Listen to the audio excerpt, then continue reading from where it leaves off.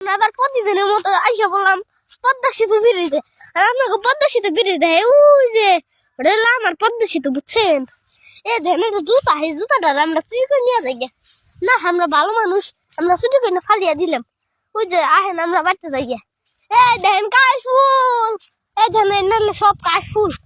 এই যে কাশফুল এনে কি কয় থুকু থুকু, এনে হলো গোলাপ ফুল কি কয় থুকু থুকু, এনে হলো টিয়া ফুল না কি কয় থুকু থুকু, এনে হলো ই ফুল সর্ষা ফুল।